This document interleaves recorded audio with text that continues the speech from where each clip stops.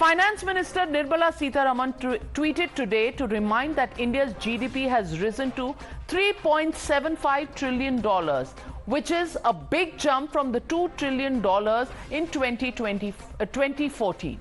Yes, in 9 years, we've almost doubled what was achieved in 60 years. And that really is the big achievement of the Modi Sarkar, and hope of hitting the 5 trillion target before 2026 is what Nirmala Sita Raman, the finance minister, said. This should have been a matter of collective pride for every Indian. But the moment's shine was starred by opposition, which went as far as to claim that the GDP data was fudged. The Congress was not willing to credit the present government with even the slightest of credit.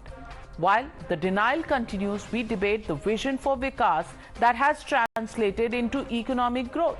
Listen in to the opposition's attack and the BJP's response. Finance Minister Mrs. Nirmala Sita Raman has said that the economy is growing day by day and is in very good health, whereas on ground we see mass unemployment and high rates of inflation. The madam might not eat onion and garlic, but rest of India does need it to survive. So I must say that the government is hell-bent on breaking the bones of a common man. Export हमारा कितना बड़ा है इन दिनों? हमने सारे target achieve किए हैं, even cross किया है. तो आने वाले समय में IMF भी कह रहा है, वर्ल्ड बैंक भी कह रहा है और रेटिंग एजेंसी कह रही है कि 2030 पे India third largest economic power बनेगा. You're watching the News Hour at 9. Debate number 2 on Times Now. Super Prime Time. Joining the debate tonight with Shehzad Poonawalla and Mr. Vivek Bansal are Karan Bhasin, economist and researcher, also Dr. Santosh Mehrotra, senior economist. But first, to you, Mr. Bansal. Mr. Bansal, if facts are to be seen on the ground, the facts are that in 2014, we were the 11th largest economy. Today, we are the 5th largest economy. The fact also says that in the 60 years till 2014, we had reached the economy's size of about $2 trillion. And today, we are close to $4 trillion, which is nearly doubled in the last 9 years. Is this not India's achievement? Why is the Congress just so very discourteous when it comes to celebrating some of the achievements that India has got? Navika, we don't have anything to say against it. Definitely, this is a good sign that the country's economy is growing, and we are becoming an economic heft as far as the International Committee of Nations is concerned. But let me just also say one thing.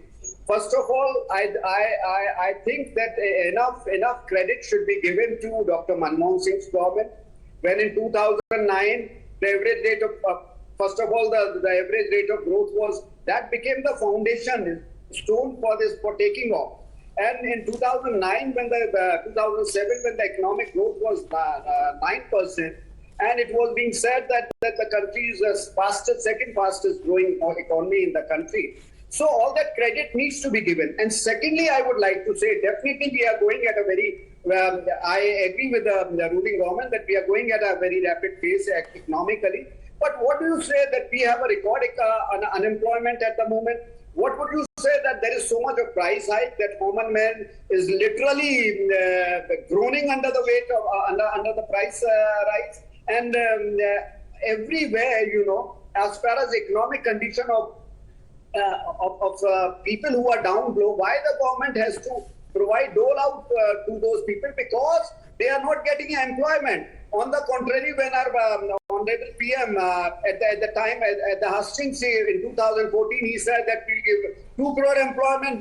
When he was heckled for that in the parliament, he said that pakoda walas and all that the employment which is generated, that is also employment. And secondly, then all those things which they had made declarations about, with which they had promised that 15 lakhs in the bank accounts of every Indian. What happened to that? All right.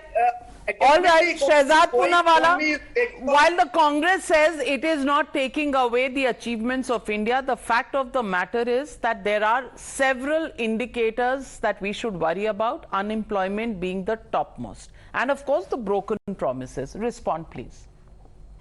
And Navika, see, the world is saying India is a bright spot, but Congress, which has cataract of Parivarvad, is saying we are a black spot. You know, in weddings, there is a Naraz Pupa.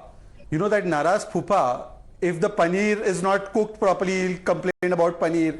He will complain about roti jali hui hai. Let me just talk with facts because I don't like to talk just in the air.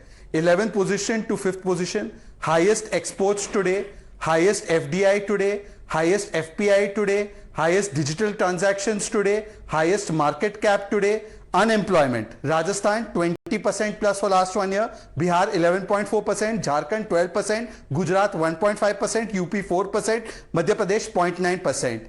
Bihar had promised 10 lakh jobs. I don't know how much that has happened.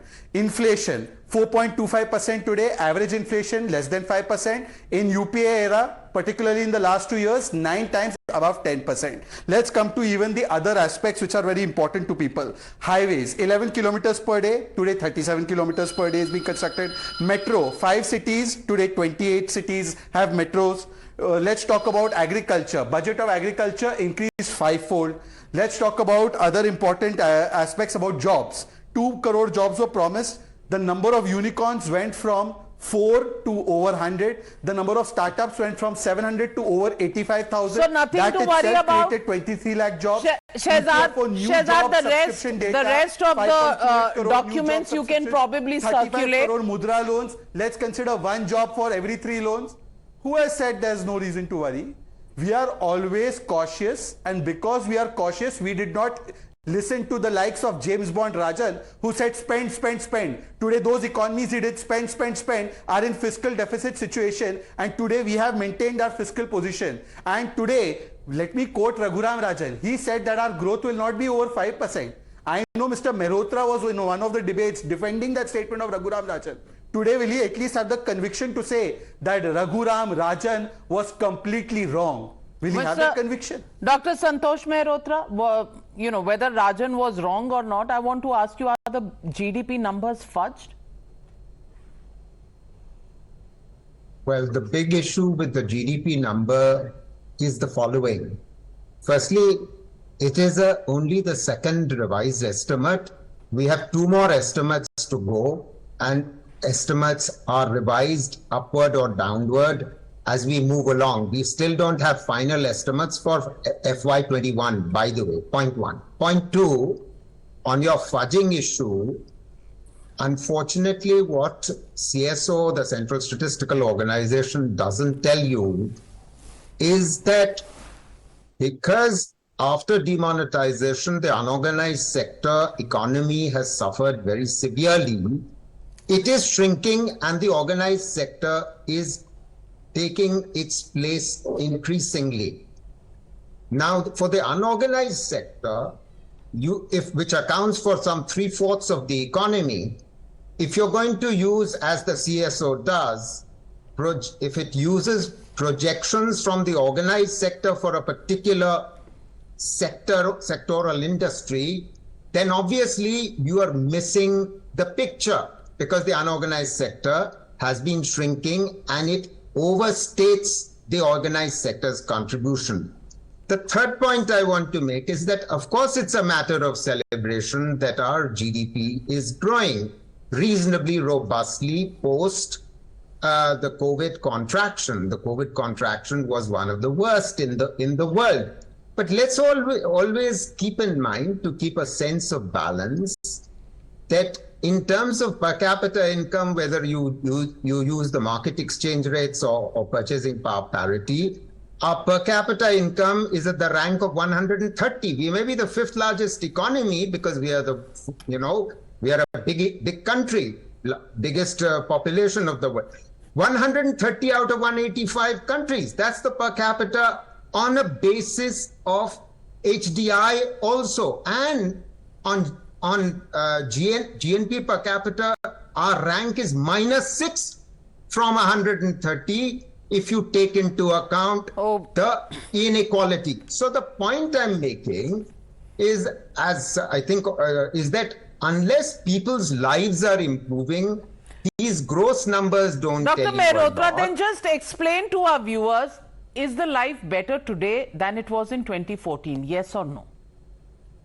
No, but that's always the case. For any country, Navika, it's always the case. Do you think the economy had not more than doubled between 2004 and 14? The growth rate, one sentence, if I might finish, one sentence, the growth rate of the economy 2004 to 14 was 8%. For this government, it's been 6.6%. Point proven. They didn't have an epidemic. We did have a pandemic. No, there was a global economic crisis. All right. I'm sorry. So Karan there was a global economic crisis. I'm sorry. All right. Got your point. But Karan Bhasin, life of people better than before. Other economies in the world may be facing difficulties. Countries like Germany may be decelerating. But we are not happy with the growth rate, and we are even calling the GDP numbers fudged. How?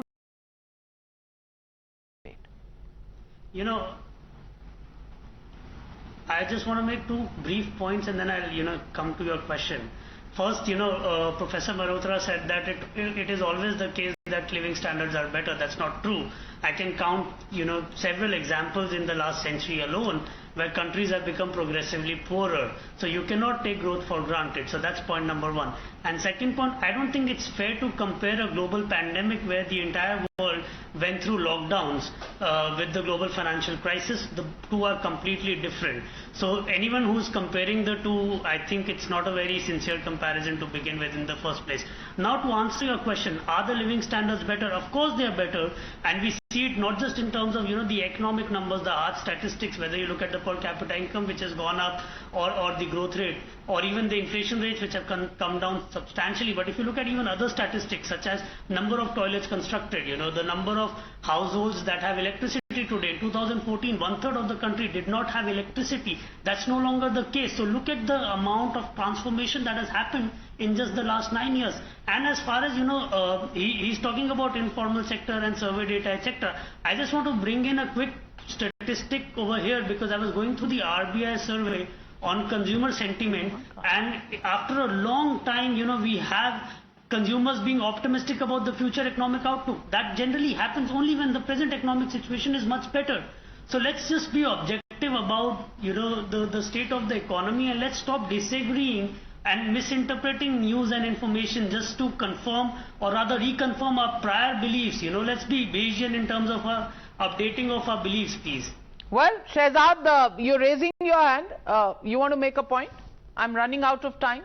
20 seconds. Very quick point.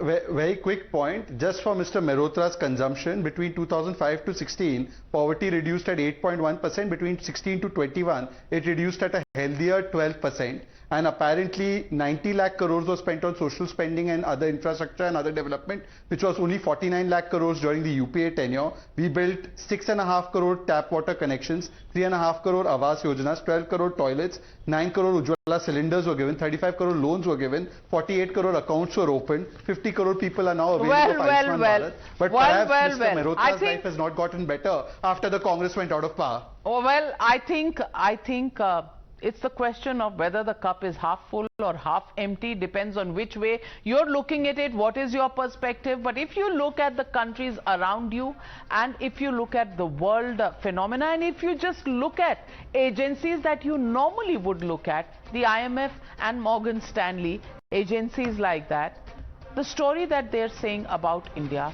matches with the euphoria that the government has. But why are we still cribbing?